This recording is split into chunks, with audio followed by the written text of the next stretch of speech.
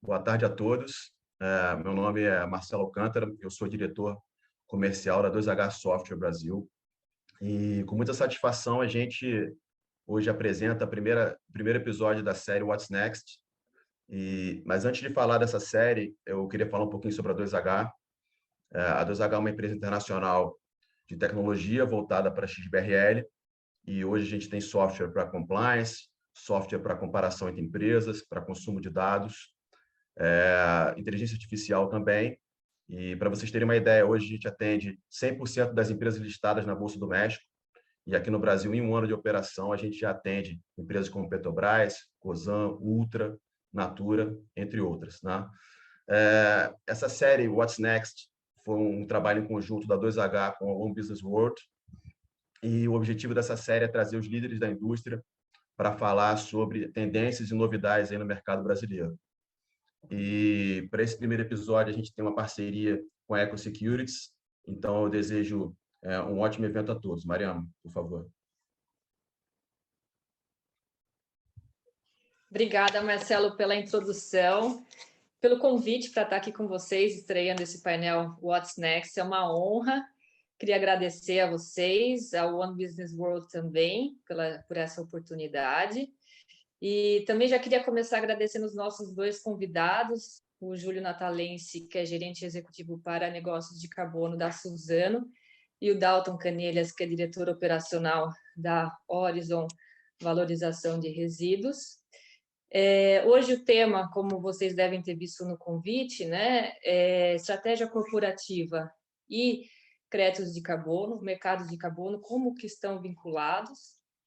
Mas antes da gente entrar no tema, eu queria só fazer uma breve introdução apresentando a Eco Securities, quem nós somos, o que nós fazemos, depois fazer uma provocação sobre estratégia corporativa e entrar no tema né, do nosso painel de hoje. Depois eu vou chamar o Júlio e o Dalton para fazerem também uma breve apresentação e depois a ideia é a gente ter aqui uma roda de conversa, né, fazer algumas perguntas para eles, e aí está todo mundo convidado para tirar suas dúvidas e se juntar à conversa. Eu vou, então, aqui compartilhar a minha tela com vocês. Vou ser breve, mas eu queria fazer essa introdução.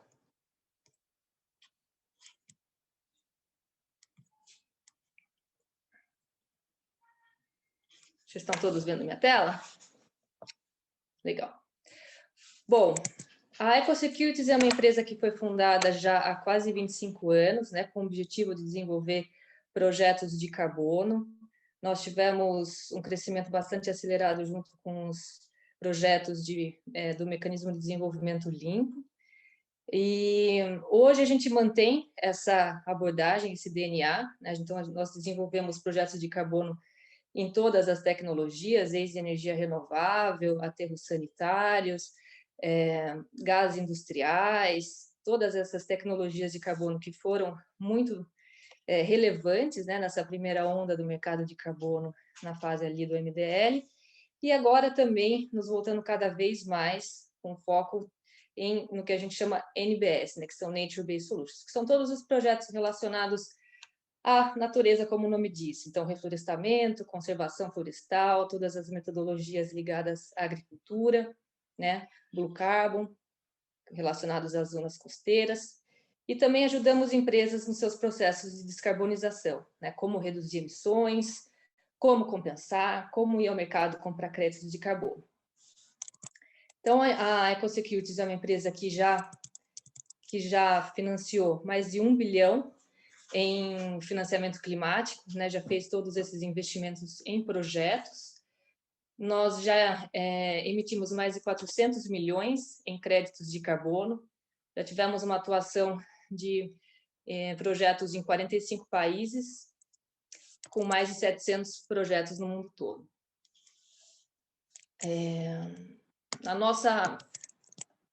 Agora, passando adiante, eu estava com um probleminha aqui no PowerPoint.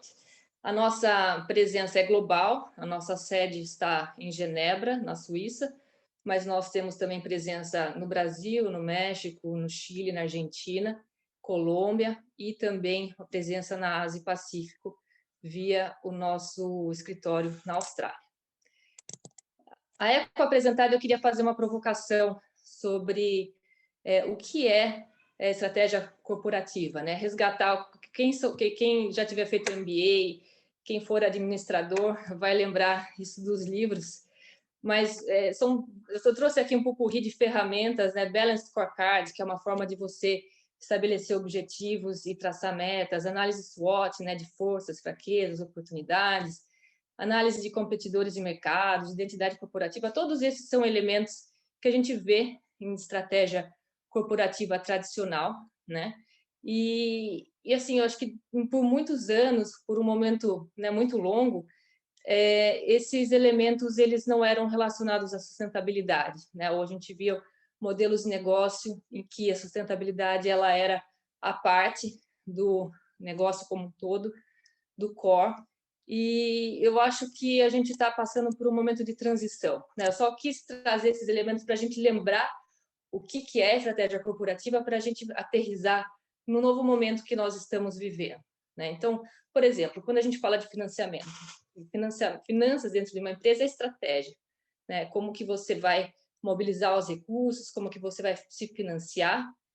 E hoje nós temos, por exemplo, condições diferenciadas de crédito, acesso a fontes de recursos diferenciadas, quando uma empresa consegue provar que ela vai investir aquele recurso em projetos que promovam impacto socioambiental positivos, né? Quando ela consegue atingir públicos que eventualmente estariam marginalizados, né? Então, quando ela consegue ter esses diferenciais, ela consegue atender,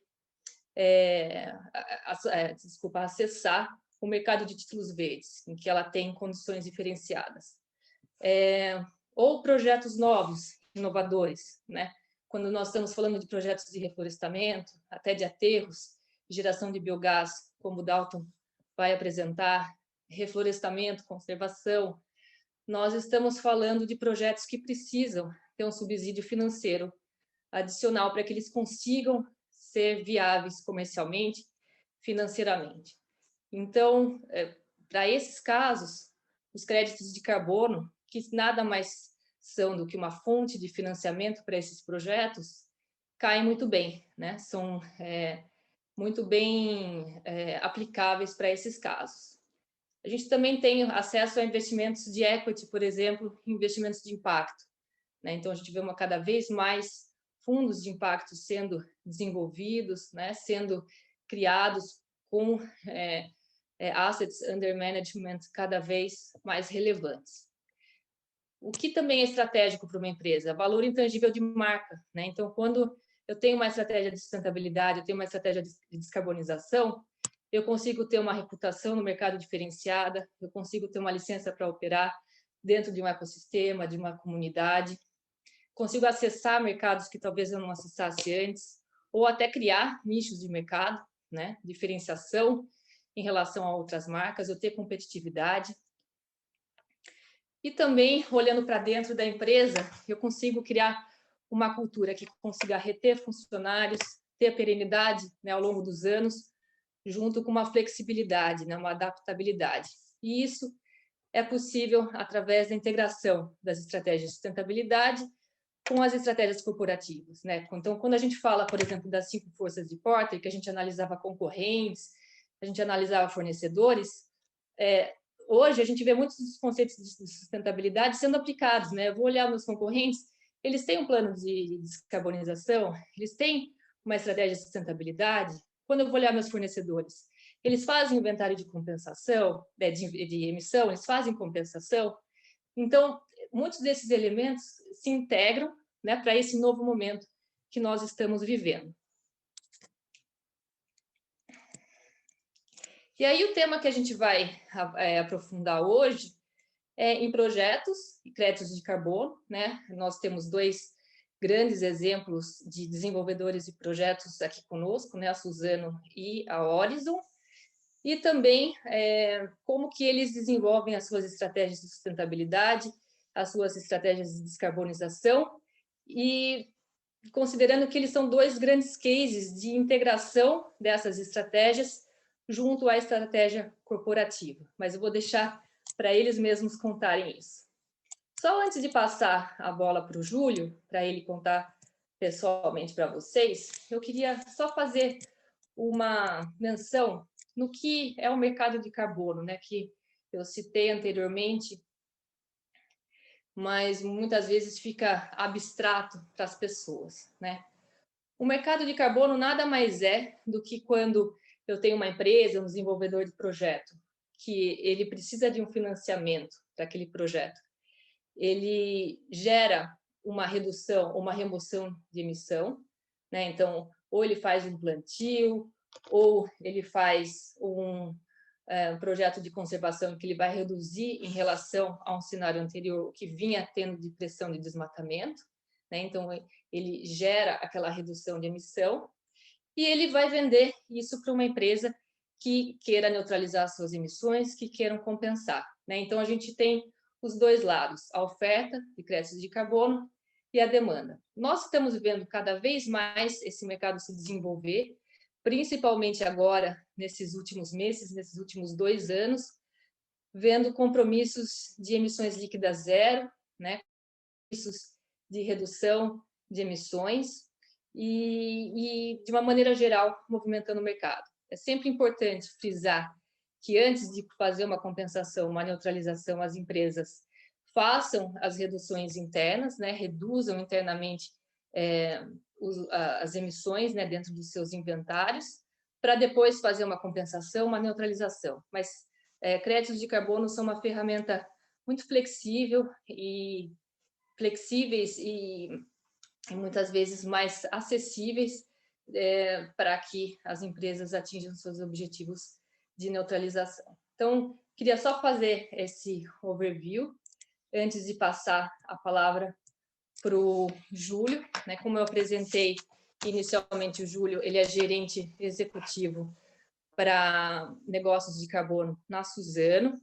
A Suzano hoje é a maior produtora global de celulose de eucalipto, acho que nem dispensa apresentações, né? Uma empresa muito relevante globalmente no seu setor. E o Júlio ele tem um case muito interessante, porque a Suzano já é carbono neutro, eles têm até uma meta para remover carbono e várias outras metas também muito ambiciosas e com impacto social e ambiental muito positivos para todos nós. Eu queria então convidar o Júlio para fazer a sua apresentação. Por favor, Júlio. Ótimo, Mariama. Boa tarde a todos. Queria começar também agradecendo o convite, né, da Eco Securities, através da Mariama, e o convite também da One Business World e da 2H, para estarmos juntos aqui hoje. Deixa eu só compartilhar minha tela, para ter certeza que está tudo funcionando.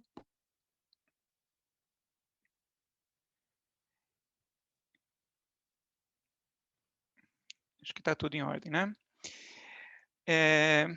Bom, eu acho que bem alinhado com o tema da reunião de hoje, né, que é estratégia e crédito de carbono, eu procurei trazer alguns exemplos para vocês, alinhados, né, a essa conversa que nós vamos ter. Eu acho que Suzano em si, todo mundo conhece no Brasil, né, o nome é bem conhecido, mas sempre tem algumas coisas que quando eu trago são surpresa, né, para a maior parte das pessoas. Então, a Mariama já antecipou, né? A empresa é o maior produtor de celulose de eucalipto mundial. A gente tem muitas exportações, principalmente para a China e para a Europa.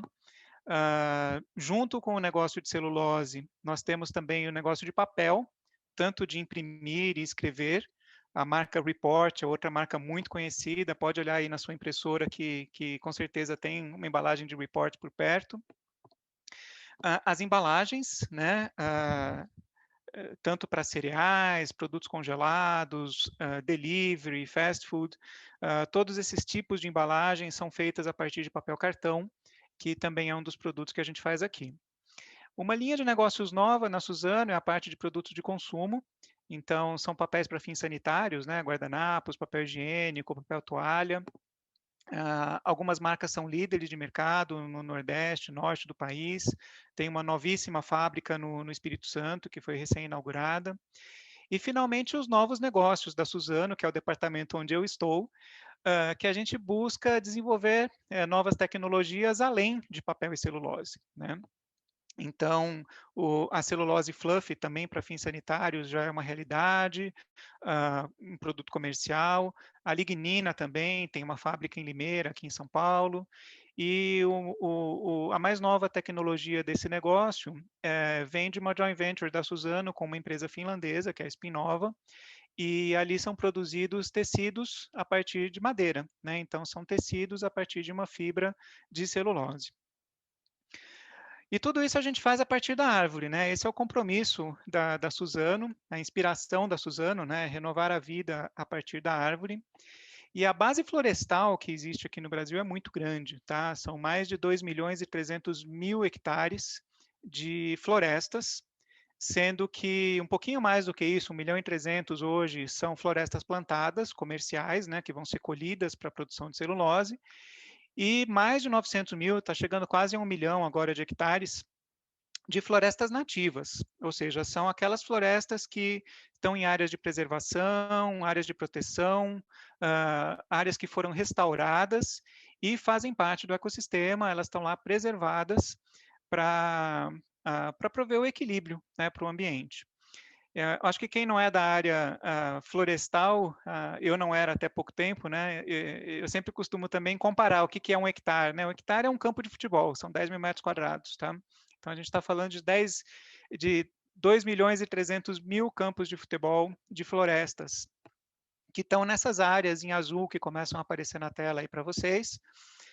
Todas essas são as bases florestais, né? Próximas às fábricas. E a mais nova, a área de expansão mais recente, que a gente está começando a formar agora, fica no Mato Grosso do Sul, nessa região aqui, próxima a Campo Grande, que é uma cidade chamada Ribas do Rio Pardo.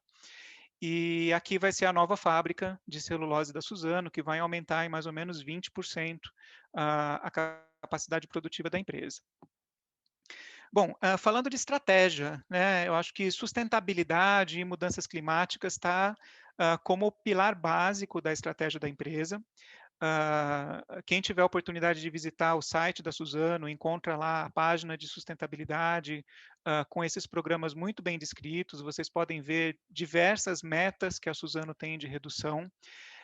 Elas vão, não só de redução, né, metas de implementação, elas vão desde a diversidade e inclusão, por exemplo, ter pelo menos 30% de mulheres em cargos de liderança na empresa nos próximos 3 anos, metas de meio ambiente, como redução do consumo de água, tanto nas operações florestais quanto nas operações industriais, né, através do uso circular da água, e redução de emissões de gases de efeito estufa. Então, tem uma meta de 15% de reduções nas operações industriais, claro que também nas operações de campo, né? Então, principalmente aquelas operações de colheita, plantio e transporte de madeira. E a estratégia da empresa está muito baseada em energia renovável, nesse caso, energia de biomassa. Então, nas nossas próprias fábricas é gerada energia por cogeração. E, de fato, hoje a Suzano já é uma exportadora de energia, na verdade. A gente exporta bastante para a rede e com essa fábrica nova do Mato Grosso do Sul, a gente vai exportar mais ainda energia para a rede. Tá? Eu destaquei aqui 3 metas, que são metas que a gente pode explorar um pouco mais. Uma delas, a Mariama já antecipou, né, essa meta de redução de emissões associadas à captura de carbono. Então, a gente tem o privilégio, né, de ter essa base florestal que ela está o tempo inteiro respirando, né? As florestas respiram, são organismos vivos, crescem e nesse processo ela também fixa carbono. Então, ela fixa CO2 na forma de celulose e isso tudo é, na verdade, um sumidouro de carbono, né? Um grande processo de captura de carbono e fixação. Então, a gente contabiliza tudo isso em um lado e no outro lado da balança, a gente faz um inventário tradicional, né, de emissões nas nossas fábricas, em todos os processos, emissões de escopo 1, 2 e 3. E a gente tem, então, aquilo que a empresa emite, né? O balanço desses dois, ele é bastante positivo para a Suzano, tá? No ano de 2020, foram 15 milhões de toneladas de carbono que a gente fixou a mais do que emitiu e, portanto, estão fixados nas florestas, tá? Isso está bem em linha com a nossa meta, que hoje é de retirar 40 milhões de toneladas de CO2 da atmosfera até 2030. Então, 15 milhões no ano passado, isso não é linear, né? Tá bem calculado para chegar até 2030. Junto com essa meta, né, ou seja, a gente produz celulose, produz bioprodutos, então se deriva uma segunda meta, que é substituir 10 milhões de toneladas de produtos fósseis por produtos de origem renovável. E aí entram todos aqueles que eu contei para vocês, né, de bioprodutos, de novos negócios e também papéis para embalagens. A gente sabe que o plástico tem o seu valor, né? O plástico é uma molécula muito nobre que foi desenvolvida, tem aplicações em que ela é incomparável. Então, principalmente, né, nas aplicações de longo prazo, as aplicações de plásticos de engenharia, onde você precisa de baixo peso de estruturas. Plástico é muito bom para isso, mas nas aplicações do dia a dia, a maior parte das embalagens podem ser substituídas, né? Elas não precisam ser descartáveis com um produto fóssil. Então, a gente tem um posicionamento muito claro para a substituição de produtos de origem fóssil aqui. A minha meta favorita é essa meta de cunho social, né? A empresa tem bases florestais, como vocês viram, por todo o Brasil, e algumas dessas regiões são regiões de altíssima vulnerabilidade. Lá pelo Espírito Santo, sul da Bahia, Maranhão, pertinho do Pará. E a empresa tem uma meta muito bacana de retirar 200 mil pessoas da linha de pobreza. Então, o objetivo aqui é trabalhar com essas comunidades, capacitar essas pessoas, trazê-las para programas junto conosco e fazer não com que elas recebam simplesmente uma renda, mas que elas tenham a capacidade de desenvolver a sua própria renda, né? Que isso seja uma coisa mais perpétua, que elas se sintam valorizadas, mudando elas mesmas a sua condição social, né? Uma das bases disso é trabalhar com educação, é um programa de melhoria das notas em alguns municípios chaves do Brasil. Tá? Essa é a meta mais bacana e também a mais desafiadora, né, para a gente conseguir implementar. Tem uma quarta meta que foi recém-lançada, faz próximo ao mês que essa meta foi lançada, que é a nossa meta de biodiversidade, para 2030 também. Tá?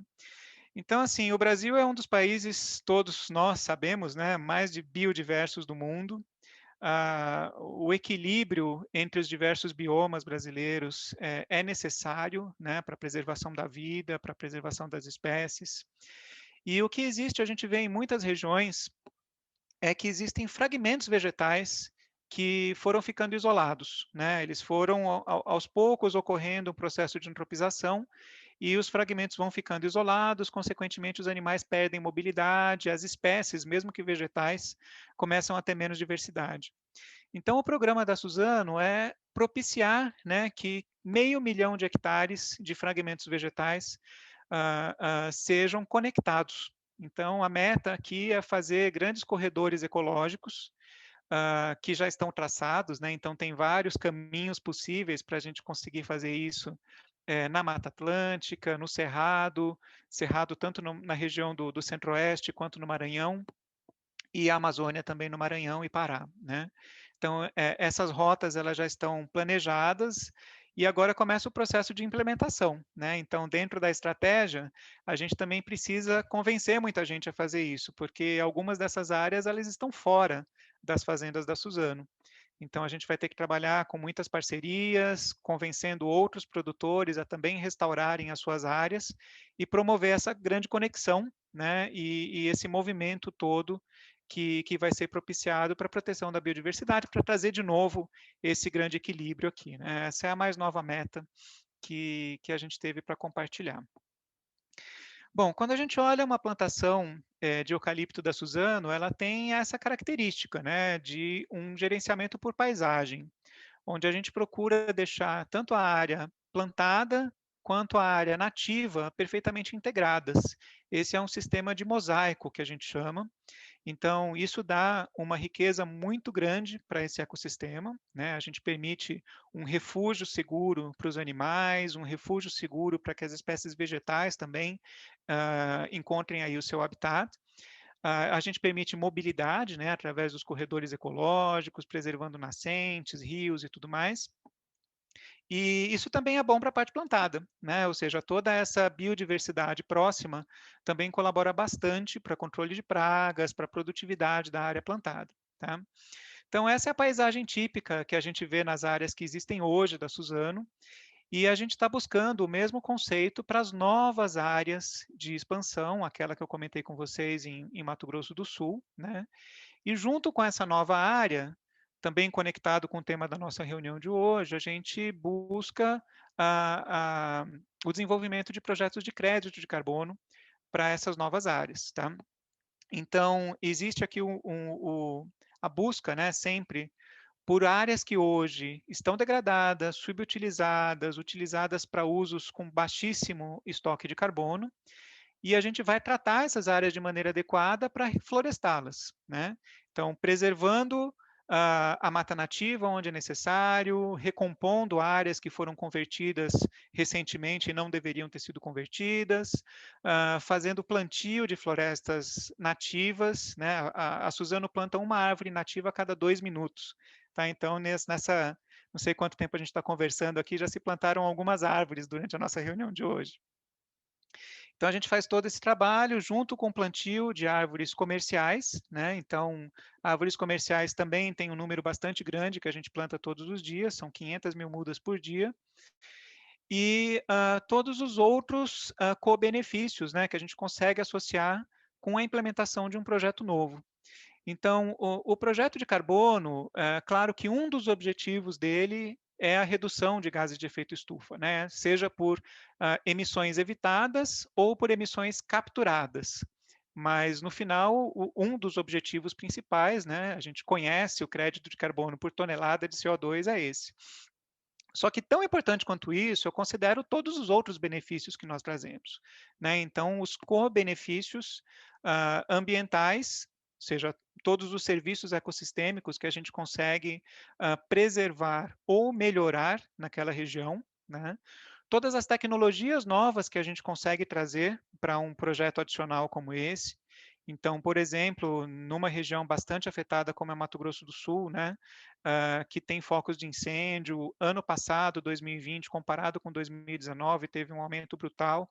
A gente tem a oportunidade aqui de trazer novas tecnologias para a detecção mais rápida de focos de incêndio, para combate e para prevenção, né? Junto com os benefícios ambientais, os benefícios sociais também, né? Então, de que maneira a gente está se relacionando com as pessoas que estão sendo influenciadas pela nossa operação comercial? Então, como a gente desenvolve as comunidades locais, né? Como a gente dá todas as informações possíveis antes do projeto chegar lá, para as pessoas saberem com antecedência o que está acontecendo e como elas vão ser envolvidas em tudo isso, né? E principalmente como a vida delas vai ser afetada de maneira, esperamos, bastante positiva, né? Por essa conjunção de atividade econômica com o projeto ambiental. Uma das atividades que a gente faz na região, principalmente do Mato Grosso, né, são vários tipos de projetos, mas eu acho que um que dá bastante certo aqui em São Paulo e no Mato Grosso do Sul é a formação de comunidades apícolas, né, de cooperativas para trabalhar com produção e comercialização de mel. As pessoas realmente se desenvolvem, né, como empreendedores, então eles acabam prestando um serviço para a Suzano, através da polinização, né, essas caixas elas ajudam também a produção comercial, e ao mesmo tempo elas desenvolvem uma base nova de negócios, tá? Então, tudo isso dá para nós a sustentação de um projeto novo, né, de crédito de carbono, considerando plantio e preservação de florestas conjuntamente. A gente acredita, né, na adicionalidade desse modelo, porque ele traz todos esses benefícios, esses co-benefícios que a gente descreveu, e principalmente no modelo, no momento atual, a gente tem um momento, né, de negociação climática, em que é necessário ação por parte das empresas. A gente vê várias das nossas próprias empresas, né, vocês participantes que estão aqui hoje, ou quem vai assistir, né, pelo link depois, mais tarde, está, de alguma forma, envolvido em estratégias ou discussões para alguma meta muito ambiciosa em relação ao clima, né? Então, seja neutralidade em 2050 ou em 2030, ou redução de emissões em um prazo mais curto. Muitas dessas metas, mesmo depois que você fez todas as reduções, ainda fica aquele resíduo de emissões que são dificilmente mitigáveis, né? Então, com isso, a gente tem a possibilidade de compensar com créditos de carbono de operações de outras empresas, né, que têm um balanço positivo. E cada vez mais o mercado precisa desse tipo de reduções de qualidade, né, em que a gente conheça os projetos, consiga auditar, consiga mensurar e consiga saber quem é o desenvolvedor com confiabilidade. E os projetos florestais, eles dão essa escala de implementação, né? A gente consegue fazer grandes remoções de gases de efeito estufa, remoções com uma tecnologia natural, então é uma solução baseada na natureza, né? Também é um outro conceito que se busca muito hoje, ou seja, ao mesmo tempo restaurar sistemas naturais e também como consorciar a atividade econômica com respeito a esses sistemas naturais. O mercado de hoje é um mercado que a gente chama de mercado voluntário, ou seja, são as empresas que querem fazer as suas reduções e por conta própria, né, por decisão própria, fazem esse investimento em reduções e compensação através de algum mecanismo de carbono. E a gente enxerga muito potencial para mercados regulados. Eu acho que quem está mais próximo, né, da implementação de mudanças climáticas seguramente viu as discussões ontem e hoje, né, sobre a implementação da taxa de fronteira na Europa e da implementação do mercado chinês de carbono, né, que vai começar na próxima semana. E o fato é que se a gente não regula o nosso mercado, alguém vai regular por nós, né? Então, se a gente não regulamenta como reduzir emissões para os produtos brasileiros, os produtos vão ser taxados na hora que forem exportados e quiserem entrar em outro país. Então, há discussão sobre um marco regulatório, né, para um sistema brasileiro de comércio de emissões ou alguma forma de redução de emissões que possa ser reconhecida por outros países, é bastante importante. Então, eram esses os exemplos que eu queria trazer para vocês, também como provocações para vocês perguntarem mais e a gente ter uma discussão no final após a palestra do Dalton. Eu volto para você, Mariama. Obrigada, Júlio, foi muito esclarecedor e acho que é muito animador também ver uma empresa como a Suzano com metas tão ambiciosas como essas e olhando o tema de uma forma tão séria. Parabéns. Acho que é um orgulho nós termos uma empresa como a Suzano aqui no Brasil. Assim como também, acho que é um orgulho termos a Horizon Valorização de Resíduos. Dalton é a diretora operacional já da empresa há 9 anos. E a Horizon ela tem um modelo de negócio que atua em várias frentes de sustentabilidade, né? Com certeza o Dalton vai explicar muito melhor do que eu, mas ela faz a gestão, né? Cuida de resíduos sólidos vindos de áreas urbanas em aterros sanitários, gera também energia, né, através da geração de biogás capturado pelo metano desses aterros. Com isso, é possível fazer a geração de créditos de carbono, né, eles conseguem subsidiar também essas operações para que elas se tornem ainda mais robustas e maiores com esse tipo de financiamento. Trabalham também a economia circular, né, todo o retorno desses resíduos em forma de produtos, né, em matéria-prima. E então eu queria convidar o Dalton para explicar muito melhor do que eu como é que funcionam as operações deles e como que eles integram a sustentabilidade dentro dessa empresa que já tem no DNA, né, Dalton? Obrigada por aceitar aqui estar no painel com a gente. Obrigado a vocês pelo convite, Mariama, EcoSecurities, a 2H. Vai ser legal apresentar depois. A gente não é tão conhecido quanto a Suzano, com certeza, mas a gente faz um trabalho bem legal do ponto de vista ambiental e a ideia é passar um pouco aqui da companhia e depois entrar um pouco mais no detalhe dos projetos. Está todo mundo vendo minha tela, né? Então, vamos lá.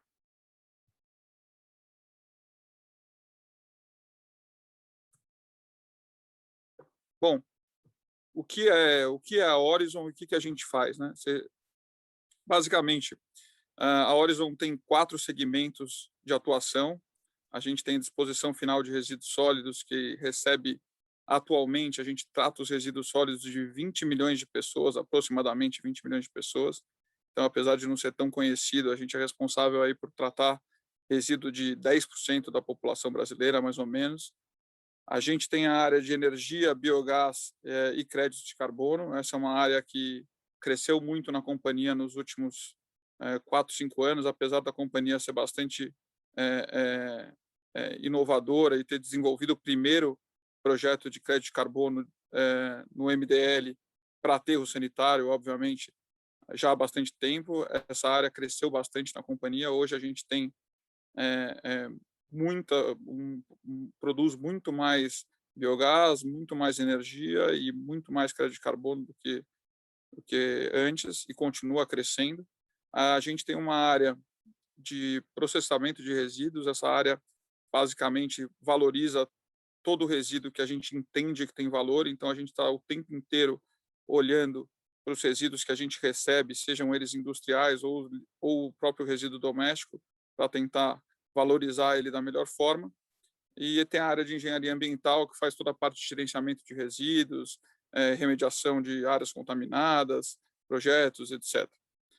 A companhia recentemente fez um IPO. A gente agora em fevereiro fez um IPO. Acho que a primeira companhia de gestão de resíduos que tem aterros sanitários do mercado da Bolsa Brasileira, e vai investir muito agora na parte de reciclagem. A gente vai passar isso um pouco mais à frente.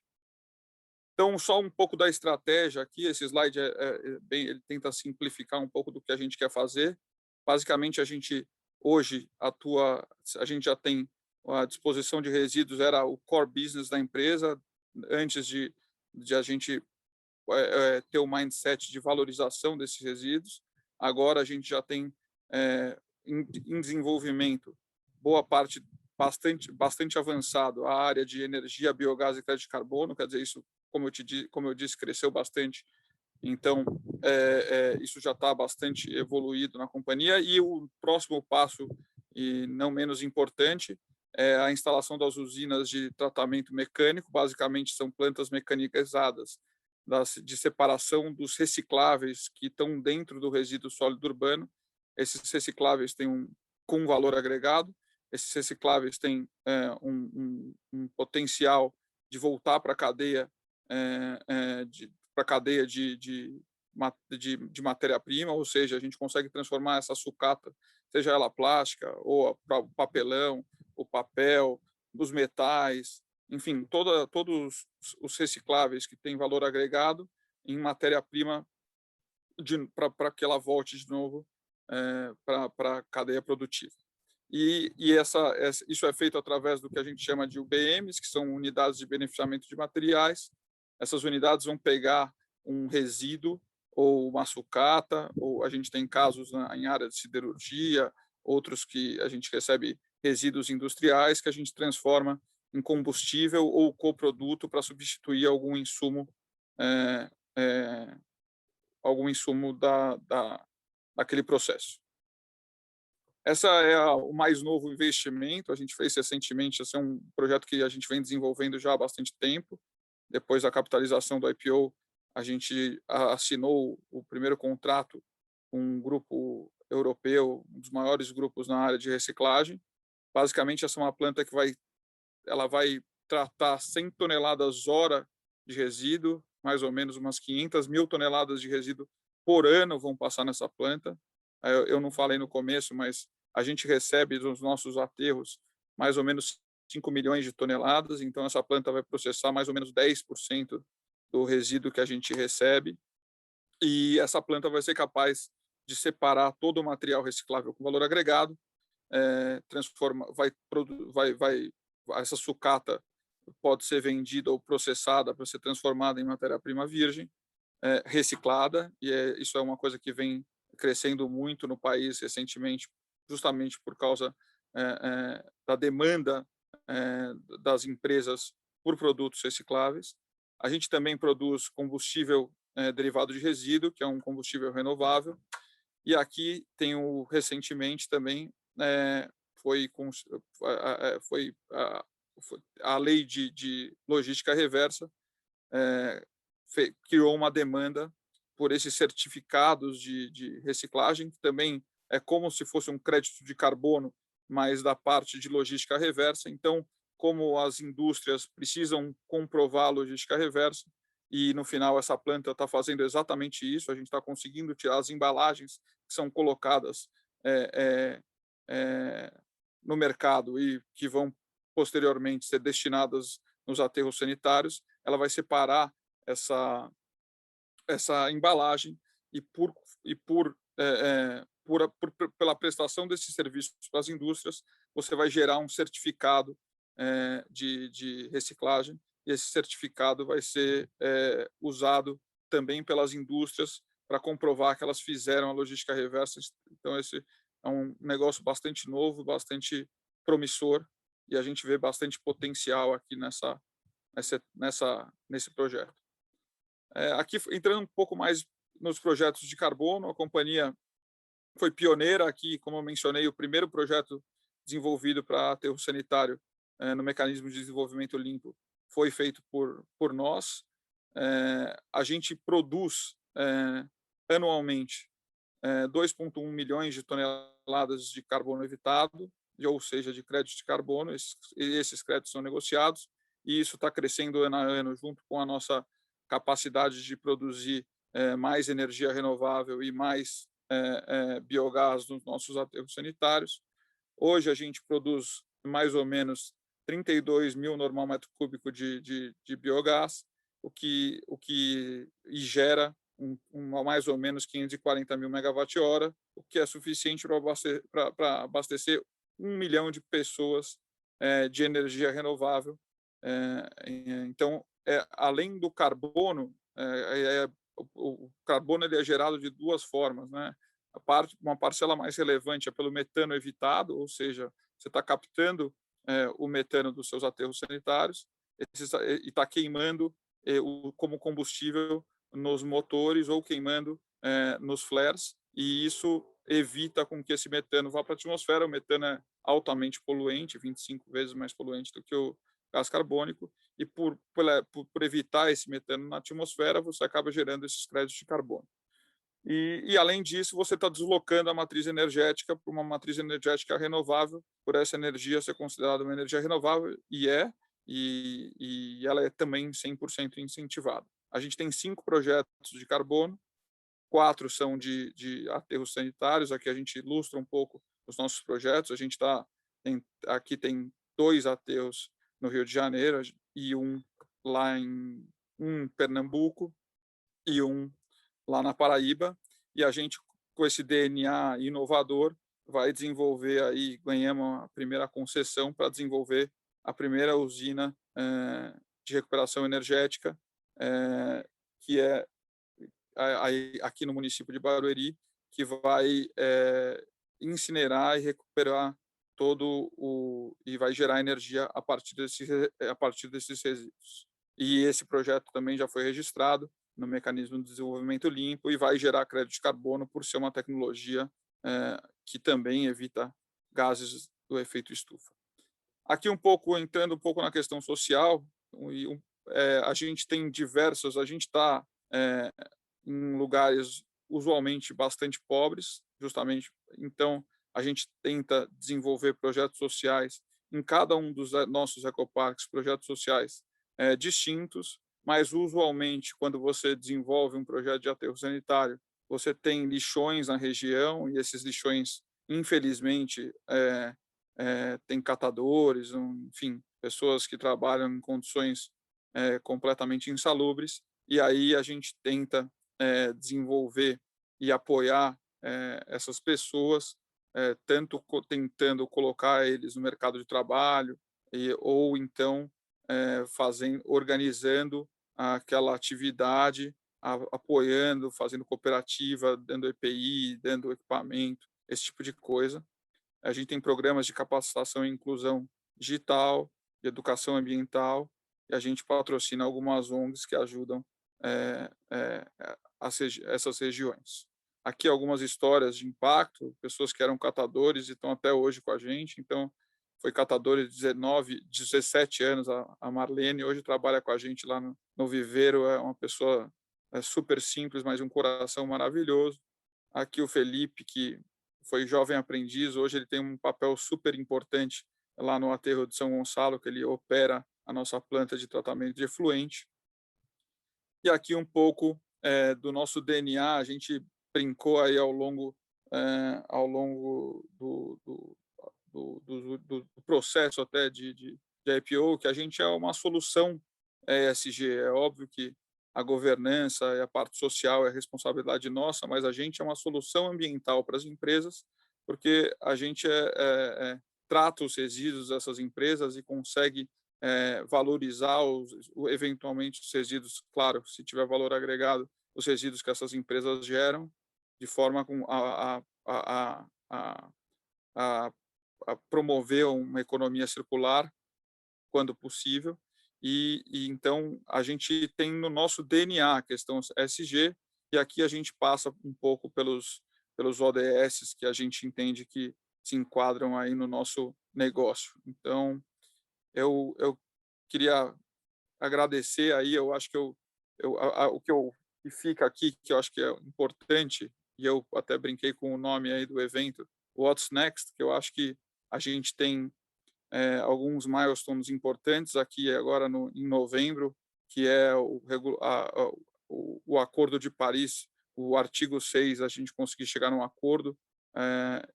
O mercado voluntário, vocês, a Mariema, todo mundo sabe melhor do que eu que está em uma vertente de crescimento exponencial. Acho que a gente tem um potencial gigantesco. Aí você está vendo uma série de empresas se comprometerem com metas desafiadoras, e a gente está aqui para ajudar essas empresas. É óbvio que tem coisas que elas vão conseguir fazer sozinhas, reduzindo, enfim, tomando decisões elas mesmas, mas vai chegar em um determinado momento que elas vão precisar, para cumprir as metas, comprar esses créditos, e é aí que entra o nosso papel, desenvolvendo projetos e conseguindo ajudar a todos no cumprimento dessas metas. E o mercado interno, que é sempre isso existe, quando eu digo mercado interno, é um mercado nacional, isso tem diversas iniciativas, como na Colômbia, no Chile, no México, enfim, é o mercado como o da Europa, às vezes alguma coisa estadual, como na Califórnia, e ainda no Brasil isso está engatinhando, a gente tem algumas iniciativas, e com certeza ao longo do tempo a gente acredita que isso vai acontecer. Então, queria fechar assim e vamos abrir aí para as perguntas e respostas. Obrigado. Obrigada, Dalton. Eu só queria fazer um último comentário, porque o nome de vocês é Horizon Valorização de Resíduos, e eu fui ver o preço da ação de vocês hoje, está R$ 29,00, comparando com o preço do IPO de 22 em fevereiro. Então, acho que isso é mais uma demonstração do mercado de que gera valor, ter uma operação e uma estratégia integrada corporativa e a sustentabilidade. Nem Parabéns. Começamos ainda, viu, Mariema? Isso é só o começo. Isso aí. Então, eu queria deixar todos que estão aqui acompanhando o painel conosco para ficarem à vontade a fazer perguntas, ao Júlio, ao Dalton, também a mim, se houver alguma direcionada à EcoSecurities. E eu queria já direcionar uma pergunta para cada um dos dois. Eu vou inverter agora, começando com o Dalton, depois passo para o Júlio, aproveitar que o Dalton já está aquecido.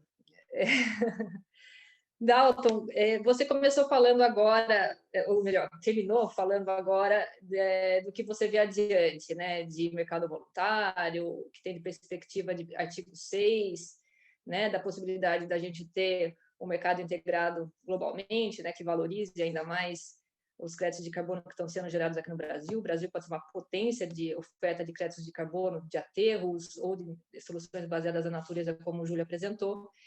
Mas você podia trazer um pouquinho mais para a gente o que você vê de oportunidades e limitações, né, desse mercado? O que precisa para a gente conseguir desenvolver ainda mais? Acho que a gente já está num estágio interessante de desenvolvimento, mas o que precisa para ir adiante, né? Só lembrando que nós temos alguns minutinhos para você responder, a gente passa a bola para o Júlio. Obrigada, Dalton. Obrigado você. Eu acho que a gente tem, a gente está num hiato, e eu acho que o Acordo de Paris, com a regulamentação do artigo 6, vai ajudar a dar muito mais clareza para o mercado de carbono do ponto de vista global. Eu acho que as iniciativas nacionais podem demorar um pouco mais, mas eu acredito que no médio e longo prazo esse mercado tende a ser um mercado globalizado, até porque não importa onde você compensa o carbono, na verdade o que importa é que ele deixe de ir para a atmosfera. Então, no meu entender, eu acho que esse é o ponto o ponto, no curto prazo, o ponto mais importante, porque a gente já está vendo uma demanda gigantesca no mercado voluntário.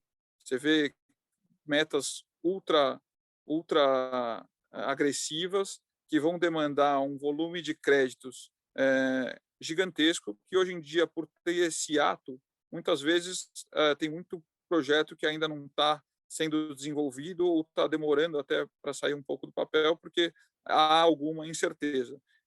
Então, acho que assim, tendo uma visão mais clara do mecanismo de desenvolvimento limpo, é óbvio que a Verra, junto com o mercado voluntário, está aí para resolver esse problema, mas acho que essa visão mais clara do mecanismo de desenvolvimento limpo vai ajudar os empreendedores e, com certeza, o mercado como um todo, até porque não vai ter créditos, na minha visão, para toda a meta, para todas as metas que estão sendo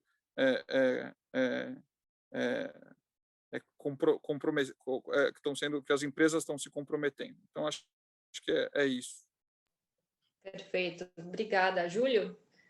Acho que até indo na mesma linha, né, que vocês já colocaram de oportunidades no mercado voluntário, trazendo até alguns números, né? Hoje o mercado voluntário, o número mais recente que a gente tem é da ordem de 100 milhões de toneladas, né, de comercialização por ano. E se a gente considerar, Dalton, só as empresas que anunciaram seus compromissos, né, e que precisaram de créditos, eles precisariam de mais de 1 bilhão e 800 milhões de créditos por ano. Então, a demanda, se realmente todo mundo cumprir, né, os seus objetivos que foram traçados, é bastante grande por créditos de qualidade, né? Então, acho que uma das grandes oportunidades está aí, desenvolvimento de bons projetos, né, de projetos que sejam totalmente transparentes, que demonstrem muito claramente qual é o benefício ambiental, para suprir essa necessidade mais imediata de mercado voluntário, ao mesmo tempo em que a gente trabalha, né, como setor privado e como país, numa estruturação de um mercado local no Brasil, né? Eu acho que isso só vai trazer benefícios, tanto para nós em redução de emissões, que é o objetivo primeiro de tudo isso, né, reduzir emissões, mas também competitividade externa para que a gente possa posicionar nossos produtos em outros mercados, né? Não só produtos, mas créditos também, se a gente quiser, né? Permitir que outros mercados aceitem compensações do Brasil, como já foi no passado, né? Como já foi até 2012. Então, acho que essas são grandes oportunidades. Talvez só trazendo uma nova, né, fora do mercado voluntário, mercado regulado, eu acho que a gente vê cada vez nós mesmos, né, consumidores, mais exigentes e mais participantes de todas as decisões de consumo, né? E olhar a pegada de carbono ou a atuação daquela determinada empresa em sustentabilidade também é uma das coisas que os consumidores têm feito cada vez mais, né? As escolhas que o consumidor está fazendo. Há pouquíssimo tempo atrás a gente falava que um produto podia ser verde, mas ninguém pagava mais do que isso, por isso, né? Hoje se paga. Hoje tem muita gente que escolhe um produto e conscientemente quer aquele produto porque ele tem algum posicionamento diferenciado, né? Então, na questão de crédito de carbono também, muitas pessoas começam a calcular a sua própria pegada, buscar como mitigar isso, seja na compra de uma passagem aérea, seja no pedido por o delivery, mas existem novas possibilidades que as pessoas também, como pessoa física, né, podem começar a participar. Perfeito, muito bom. Obrigada, Júlio. Quero só fazer uma última pergunta aqui da nossa audiência. O João Souza Silva, ele pergunta sobre as melhores maneiras de comunicar e divulgar as informações e créditos de carbono para investidores e a sociedade. E aí, se vocês puderem também ser rápidos para a gente seguir para o encerramento. Quer falar, Júlio? Eu acho assim, as informações de créditos, elas são todas públicas, né? Ou seja, toda a documentação que se produz, ela é pública. Antes de um projeto ser certificado, ele fica aberto para consulta pública, ele pode ser desafiado, pode ser criticado, mas tudo isso são informações técnicas, né? São informações que não ficam disponíveis para o público em geral. Claro que uma grande casa de investimentos vai olhar tudo isso, mas o público em geral não tem acesso. Então, eu diria que transformar um projeto de crédito de carbono, como o Dalton mostrou, né, de destruição de metano, em informações de um website, que a pessoa consiga ver a foto do equipamento ou a foto do local que está sendo efetuado o projeto. No nosso caso, né, de projetos ambientais, ter um belo website onde a gente coloque ali qual é o projeto, qual é a biodiversidade que está sendo monitorada, qual é o carbono, como ele está sendo calculado. Eu acho que essa simplificação de informações traz a transparência necessária para que a sociedade entenda o que a gente está fazendo. Como você vê, Dalton? Eu acho que a gente está falando aqui de forma simplificada, mas é óbvio que por trás desses créditos de carbono tem um volume de informações e de auditoria e de formas de verificação de que aquilo está sendo de fato feito enorme. Então, as informações são todas públicas, os projetos, cada emissão que você vai fazer, você tem um prazo de cura para qualquer tipo de reclamação, tem a auditoria externa, tem, eventualmente, quando é um MDL, você também tem a auditoria da ONU. Então, eu acho que o processo é bastante transparente, muitas vezes bastante técnico, como colocou o Júlio. Então, eu acho que dá para a gente tentar simplificar isso de forma ilustrativa para todo mundo conseguir entender. E o Júlio colocou muito bem, eu até esqueci de mencionar, eu acho que as pessoas estão realmente, a sociedade está cada vez mais preocupada, eu queria reforçar isso, com o meio ambiente. Então, quando você vê embalagens, quando você fala de certificado de reciclagem, quando você fala de certificado de crédito de carbono, tudo isso está muito ligado e o movimento social veio para ficar. Então, as pessoas estão mais preocupadas do que muitas indústrias. Então, acho que isso é uma força que não existia há 5, 10 anos atrás e que hoje está presente e é um game changer aí para todos os setores, seja ele de carbono, de embalagens, de reciclagem, enfim. Acho que é uma coisa que veio realmente para ficar.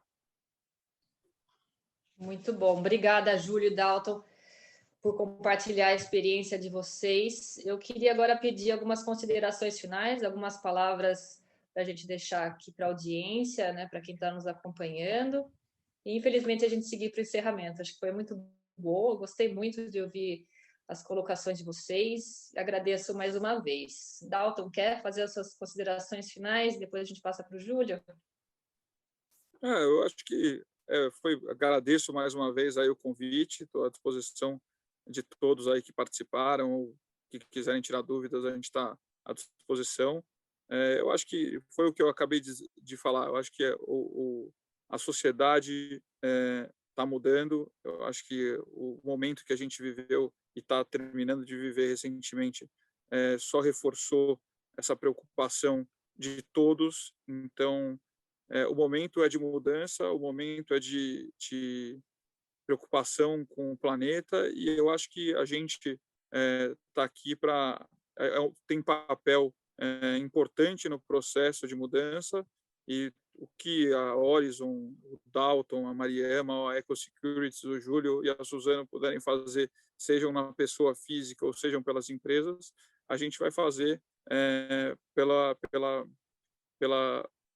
obrigação que a gente tem de fazer isso para as nossas futuras gerações. Então, acho que fica essa mensagem de encerramento, agradecer aí a todos mais uma vez e ficamos à disposição. Legal, Dalton. Eu também queria agradecer bastante o convite, a oportunidade de estar aqui com vocês, representando a Suzano. Eu acho que quando a gente vê essas metas ambientais que estão sendo colocadas para 2050, 2060, né, pode parecer muito lá na frente, 30 anos para frente.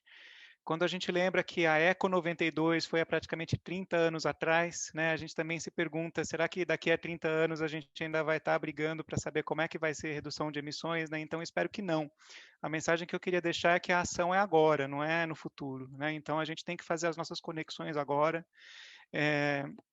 A sua empresa depende de você, então puxe, né, as estratégias de mudanças climáticas, faça conexão com fornecedores, com cliente, e assim a gente consegue alavancar o que é necessário fazer agora, né? Então, assim, é dessa maneira que a gente gera e compartilha valor, né? E fazendo conexões. Então, gostei muito também de me conectar com vocês aqui hoje. Quem quiser me procurar, fique à vontade. E agradeço bastante novamente. Mariama. Obrigada, Julie Dalton. Mais uma vez, obrigada a todos. Também fico à disposição para qualquer dúvida que vocês tenham. E passo para o Marcelo fazer algum encerramento.